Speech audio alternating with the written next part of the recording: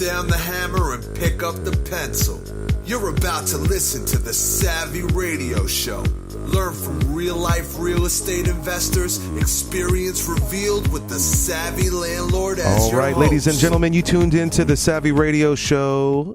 This is Monday, and this is Big Money Monday. I haven't done this one in a while, but money and Monday, they just rhyme, and that's why we're doing this. So if you listen to a podcast a while back, episode number 437, that's 437, after a meeting with an accountant, a really good friend of mine who's been doing real estate for 12 years, was like, look, I'm about to get serious on my bookkeeping.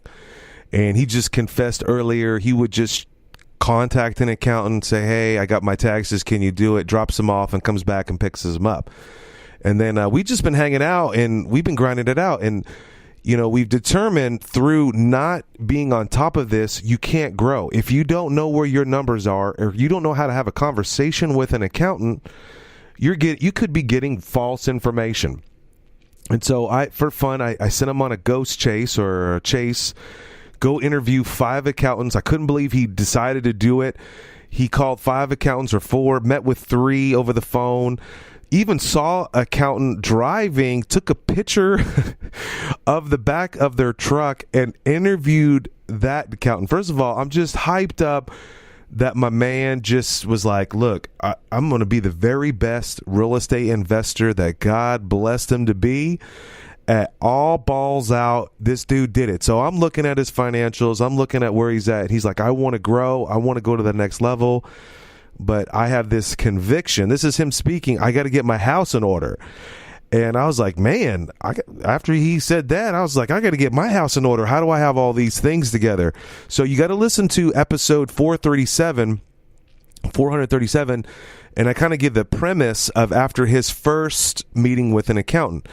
And so now he's met with several accountants, and we had to boil it down to the pros and cons. And he was struggling on who to choose as an accountant or CPA or bookkeeper. And I put this all in one because usually you can't be one without the other. You can be a bookkeeper, but someone's going to sign off on the taxes anyway, which would be the CPA in the place, or the individual that you're actually interviewing is going to be the CPA that's going to do your taxes, and they probably have an assistant that would do the bookkeeping.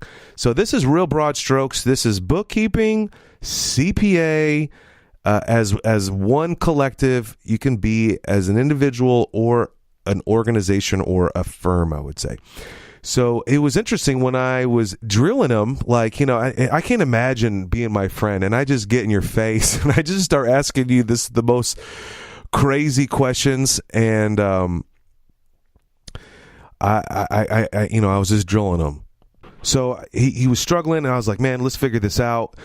And he couldn't answer, you know, which one are you going to choose? I don't know. And he was trying to like quiver on me, like, and I think he was surprised, like, no, you're going to make a decision right now. And he didn't want to do it. And that's exactly what it takes to be a real estate investor. You do it that you don't want to do because this stuff weighs on you. He's interviewed 5 people. He was getting confused on who said what. And, you know, you can't be confused in this game. You got to know what you're doing because confusions cost you money.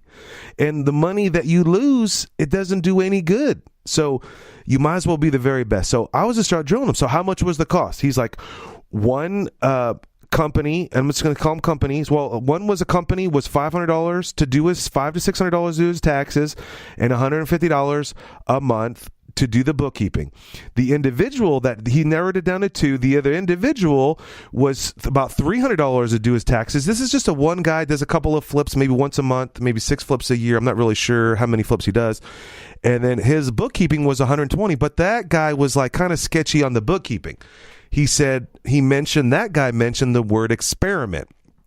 And I kind of like, I paused and I wrote that down. I didn't blast him on that one. The next one, he was the more expensive one. He was a little frustrated. It was south of Oklahoma, and he lived way north in Oklahoma, and so it was a 30-minute drive to go meet that accountant firm company. The other one was right around the corner. So his top things were cost and travel, Wow. So I'm not when I say wow, I'm not saying disrespectful, because he's looking at me right now and he's going to punch me. And so then I was like, how about their skill? They both were the same. One was a firm. One had a lot of experience and a lot of big clients. And then the other one was personality. I was like, what'd you think of their personalities? And see, these are just the stupidest questions, but I'm trying to engage and get it out of you because you are married to this person. I am so proud of this investor, because I said, the personality factor, the one question that he straight up asked both these companies, one's a company, one's an individual, are you going to represent me legally? Wow. That's incredible question, because if you don't like that person, if you can't, it's like you're married. This is your underwear. Do you got dirty stains on your underwear or you don't? And are you going to be open? I mean, I'm not a big fan of my overweight body. It's going to be hard for me to get naked. You're getting naked with your financials. Can you handle that personality? Can you tell when they punk you and say you're going to pay taxes and you're going to punk them back? And you don't want to be my CPA. Let me tell you, no, go back and find another deduction. Let's double check. I mean, excuse me, there has been some times where it's taken us 2 or 3 months and we have gone back and grinded it out and make sure, and it can be a cat fight. Do you have that personality? Are they going to be willing to be patient? Are they going to be willing to listen to you even though you're unexperienced? I've seen some CPAs, some accounting firms or companies that they're this too big for their britches, and you're this small investor or there's some average guy and they won't even listen to you. That's another question that you need to ask yourself. Are they willing to listen? The next question is, what experience do they have? What's the pros and cons? Do they have other real estate investors? The one firm has a lot. Even in their advertising, it says that they do real estate investors. The other individual had large real estate people, but I promise you the large real estate people probably are not really being micromanaged like we are as local real estate investors. He asked the question, are they conservative? They're both pretty equal. They asked the question, are you aggressive? And they're both pretty equal. We had that conversation back in 437 where my CPA shot me down at first and then it was awesome, came back and said possibly. And the one question was earlier, was it legal? Would you represent me if I had an issue, like if I had an audit? The firm said yes. The individuals quivered and backed up and hemmed and hawed and didn't give a really good answer. And then experience. That was a question. They both were equal on the experience. So I thought this was interesting. So the great thing that he said that he got out of this, that he had to write them all down and really think about it. So here's my takeaways. Number one, never ever be an experiment. The individual that you're talking to, if they have never done it before, run away. And this is the reason why. Years ago, one of my very first listings, this is about 10 or 15 years ago, I had a commercial property, and this area was in Oklahoma City. It was like it's so hot right now. I knew it was going to be hot. My mentor said, buy in here. They're going to put $2 million in the driveway. So I bought this property. I held on to this property for 4 years, and I was getting tired of paying and not making money. So I was going to sell it. And so this is my first time really interacting with a realtor. So I this attractive gal, that's the first problem, attractive gal. And woos me, and she tells me that she's new and she's a rookie and she is motivated. And I'm like and I didn't do this because she was attractive. My motive was, and I just threw the word attractive out there for you men out there because I noticed some secretaries out there. So anyway, but here's the point, that she was motivated, and I thought that this was her first deal. She's going to go hurdles, drive around, knock on doors, put signs out. I was her experiment. This gal was horrible, so bad that she freaking quit 3 months into the deal, didn't even tell me. I had to find out. Check this out. I called my plumber, and he's like, I heard you're trying to sell this building. I'm like, yeah, this other girl put an offer in, and an offer, I never received an offer. And you know what's so funny? My random plumber told me, and I sold the property to his customer for the price that they offered. I never received it because that girl quit and went back to law school. But see, I became an experiment. Let me tell you something right now. This message for today is, there's so much to this today, but here's the deal. Do not be an experiment. Only hire the best. If it's $100 more or $1,000 or more or even $2,000 more, get the expert, get the best. Don't be the guinea pig. Crush it. You don't fail because of that. And I lost 3 months. The holding costs on that property. What did it cost me back then? That property was only $500 a month, $600 a month. I lost $2,000. Think about it. All right. So growth. He learned, this individual, this superstar investor, savvy investor, he is for sure. Growth. He learned all the questions, all the discipline, making appointments, getting slapped in the face. One of the people that he interviewed was late to the meeting. He learned what's the difference between what the service is. He learned to ask the right questions. So here's the ultimate things that he learned that were really powerful for him. Number one, he learned that he had to get a budget. He had no idea what it would cost. People ask me, what does it cost to do my taxes? I tell them thousands of dollars. They get all upset. They don't understand that I have several entrepreneur endeavors and several LLCs, and you got to file for all these LLCs, and we got several bank accounts, and we do several transactions. It's not necessarily a smart way of doing business, but that's how I do business, A, for liability, and to segregate and keep me separate from certain transactions that I'm engaging in partnerships. So you can't, just because Larry, your buddy, has a flipper and he's paying $200 for his taxes, may not be the service that you need to be. But when he finally met with these people face to face and said, look, I'm looking for a company, a CPA. And hopefully that CPA said, how many transactions do you do? How many flips do you do? How many bank accounts do you have? Do you have a savings account? Do you have a Roth account? So on and so forth. He learned to ask questions, and he learned to be quiet. He learned to be a better business person. The one thing that he really learned is about being a steward. He just wanted this is an area that he is a very D. He's just like me, didn't want to ever. I hated accountants. I don't like them. They always would tell me no. And he just wanted to drop it and forget it and trust. It's like the story you heard me before. I know an investor friend of mine, not a real estate investor, but owns a business, and he gets his taxes done in H&R Block. And I had to pause. Let me get this straight. You're having somebody getting paid $12 an hour, pressing some buttons and doing your taxes, and you're wondering why you got to pay at the end of the year. That's another problem. But he learned through this process to be a better business person. If you're a real estate investor, this is for real. The government looks at you for real. If you got an LLC, this is for real. This is a dog-eat-dog world. You cannot just take this lightly.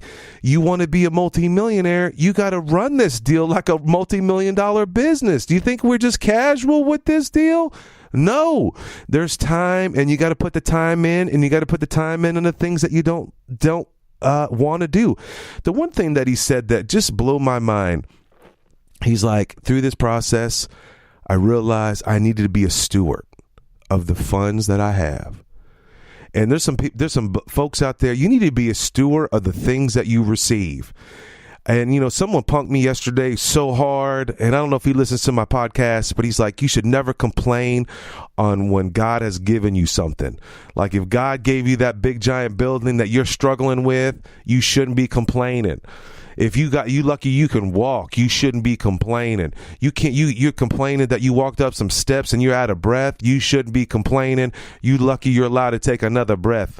Wow. Am I being a steward of my body? Am I being a steward of my work? Am I being a steward of the money that I'm allowed to have? Am I being a steward with my children? Am I reading to them? Am I doing what I'm supposed to be doing? Now, here's the epic. This is the crescendo on this whole podcast. How long we've been on here? 15 minutes. All right. This is the crescendo right here. He did his last year taxes wrong, and there was a $3,600 mistake. Bam. Through this process, through these 4 or 5 accountants that he had to talk to, he made $3,600. So it was no unwasted time. Figure it out. He made maybe 5. Let's get a calculator. Let's just say he invested 5 hours of his life calling 4 or 5 accountants, running over there, meeting with these people. Some of them are cool. Some of them are whack. He spent a total of 5 hours. He got paid $720 an hour because one of those CPAs said, look, we noticed that your wife is a W-2 and you are a 1099. He's a flipper. And your last accountant grouped your wife's W-2 into your real estate holdings, and you've overpaid in taxes. And so now he has a plan that he's going to amend his taxes, and this bad boy investor, minus interest, because he could have made money on the 36. He could have put that 3,600 into work. You could have made a 7 G's from that 36. He could have put that money down. I'm going to try to convict you. I'm going to try to bust you because that 3,600. Yeah, you made $720 an hour, but what could you really done with that 36? Right? He's already moved on. That's a free money. And here's the thing. It pushed him to be a better person. So I know you're on the fence on your accounting. You're thinking about it. It's next month, 2 weeks away. You probably haven't even filed. Some dude called me today and said he had a box of receipts. I said, go to shoebox.com and get to it. Another thing that he said and that pushed him as a real estate investor, gave him confidence. Oh, I remember we did this. This has only been a 2-week process. And now the guy's on cloud 10. He can handle a conversation with any accountant. And he just has a confidence in knowing what he does. It's the cool thing about this real estate investor. He's a W-2 by day, and he's a hustler, savvy investor by night. And so he, on the dark side, he just didn't understand because he knew the W-2. It's real simple. File your taxes. This is your deduction. You got 10 kids, blah, blah, blah. But now he has the confidence, and I guarantee he's just going to explode. Within 2 weeks of doing what he didn't want to do, with an average of 5 hours of labor, maybe 6 hours, he got paid $720, and he has more confidence. I'm telling you, you can pay me to coach you, and I may give you confidence, but the only way you're going to get real confidence is doing yourself. He said one of the accountants sat down with him and explained the whole S-Corp to him, and explained the pass-through, and explained the whole process. Wow. The one thing that he learned is where is this going to go? Is he going to have growth through this process? And he learned, is there going to be history? He also learned, am I comfortable to ask questions with these people? And the ultimate thing that he learned from one of them is are you classifying your documents properly? So hopefully you like this. If you like this class, I don't know if it's a class. If you like this podcast, if you got more than 3 nuggets, you need to let your boy VanCauwenbergh know. Because I'm telling you, doing these podcasts, I'm grinding it out. I'm in front of my boy right here. It's not easy, but I'm getting tired. So if there's a subject you want, if this motivated you, if you got off your crack and you went and did it, let me know. So I'll keep going. I'll keep grinding out. The best thing that you can do is not necessarily thank me. 2 things you can do. 1, you could tell other people about this, because the more people that listen to this, we help more people. And then when we help more people, we all benefit. Number 2, give me a subject. Where are you struggling? What are you hurting on? I'm telling you, this opened up a can of worms in this man. I guarantee, I don't know how many years did it until you started to jump on us. You've been a real estate investor for 12. So 12 years, roughly, he's just kind of putting this to bed, and now he's victorious. There's got to be something in your life that you've been lying down, not really paying attention to, because you may feel insecure about it. You may not understand what managerial accounting is, or you may not understand what a classification is, or you may not understand the word depreciation. And that was another thing that he learned. He walked into this final accountant. What's your depreciation schedule? Tell me how you operate that. What's a K1? These are things that you're going to learn. You need to learn. If you don't know what a K1 is, then you can't have a partnership. And if you want to be real ballsy, text me what K1 is, or email me, or leave a comment. And the more, I learned this from Kiyosaki. And this is why I love the podcast, for real. I'm not getting paid on this deal, right? But this is the one thing, and I tell all the people that actually I'm honored to help them and coach them and just be a part of my life. And the more, he has this course out called Teach to Be Rich. And Zig Ziglar does this too. He says, if I want to be a millionaire, I got to help someone else be a millionaire. Okay. I can't look in your eyes and I can be a millionaire and you only worth $10 an hour. But the one thing that was one of my favorite quotes. It's almost like the Bible in my mind. The favorite thing, quotes or concepts that I learned from Rich Dad Poor Dad, and I want you to get this today. And that is this is the final thought. I know I went all over the place, is that the more you teach it, the more you know it, the more you grow with it, and the more better you become. That's why I do the podcast, because I take these notes, I'm drilling this dude, I'm learning from him, and then I reinforce it in my mind by practicing it.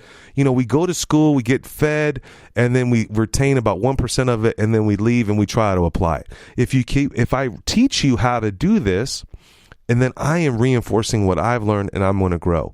Anyway, my name is Steve VanCauwenbergh. Yep, you tuned in to the Savvy Radio Show. Bang, bang.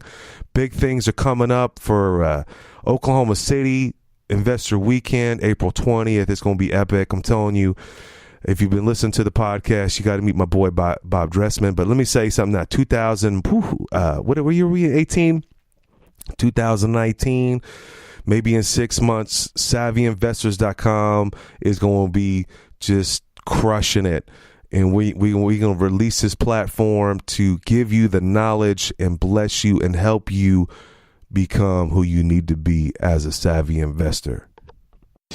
Investor Weekend is not far off, with over 10 information sessions to increase your portfolio. Log on to www.investorweekend.com. Whether you are a seasoned investor or never purchased a property before, you don't want to miss the Investor Weekend. Join us for a powerful, knowledge-packed weekend with over 10 informational sessions that are bound to enlarge your real estate investments. You will hear from the best national and local real estate investors that will share practical and relevant experiences with you, the investor. There will be several networking sessions to connect with other like-minded people for potential funding, partnerships, and yes, hot deals. Go to www.investorweekend.com. Did you know we meet once a month for the Landlord Lunch Meeting? The third Wednesday of every month. Go to landlordlunch.com. Thanks for listening to the Savvy Radio Show.